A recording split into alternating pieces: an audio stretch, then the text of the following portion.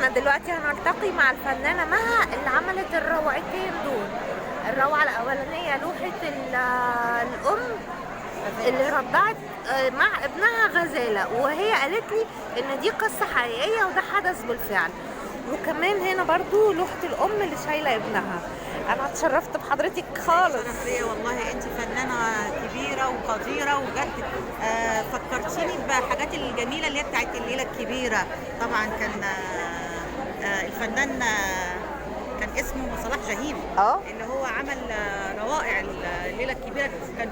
كان بيجيب العرايس طبعا وكان بيحركها، فكانت شخصيات زي ما انت عامله. انا شايفه ان انت مش عامله شخصيه واحده، انت عامله شكوكو وعامله العمده وعامله البنت اللي هي بنت البلد، اسمها لابسه الايه؟ بنت البلد، الملايه اللف والبرقع والبرقع بالظبط.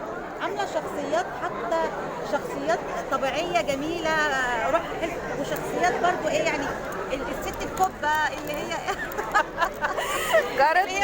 جارتنا طنط احسان اللي هي ما حدش بيحبها تقريبا ولا حاجه. انت برضو ما نسيتيش الشخصيات اللي هي ايه؟ لا كل الشخصيات. ودي جارتنا برضو. دي طنط احسان جارتنا بس شريره، ودي طنط احسان جارتنا. انا كنت من شيء دي طنط نعيمه. حتى سعاد حسني مشيت سعاد حسني راحت لحسين فهمي ولا ايه؟ كانت جميله قوي الكحكه بتاعت سوزو دي. كانت حلوه قوي قوي قوي. الحمد لله. ايدك ابدعتينا. وانت كمان والله تسلم ايدك على الروائع الجميله دي. تسلمي. متشكره ليكي يا حبيبتي. انا ساره روعه يعني. الله يخليكي، وانت كمان والله. متشكره. متشكره ليكي يا حبيبتي. بتبدعي يعني، انت كلها خامات ممكن تعمليها يعني من عندك. يعني في الغالب يعني ممكن لا، بس بضطر احيانا على حسب الفكره. يعني المهم انت عايزه تعملي شخصيه ايه، فالشخصيه هي اللي بتعمليها بقى. يفرض عليكي القماشه. ان انت تروحي تجيبي القماشه اللي هتطلع لك الشخصيه اللي انت عايزاها. حضرتك طبعا ده انت تأمريني تعملي شخصيات زي عمرو اديب ولميس والناس ديت.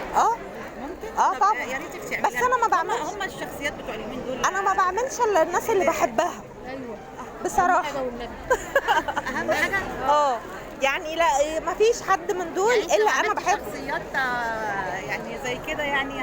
انت بتقعدي اصل هي عشان هاند ميد، انا مخيط بايدي ولا مكنه ولا اي حاجه، فبتقعدي مع الشخصيه اسبوع، فلازم ابقى بحبها عشان بتعاشريها بقى يا بعاشرها والله. والله دي بتعاشرها كده فعلا والله. ان شاء الله شرفتوني وفرحتوني ونورتوني. والله استاذه ساره حبيبتي بجد جميله جميله جدا. ميرسي ليك خالص. الفنانه الجميله مها عبد المحسن. باي باي حبيبتي.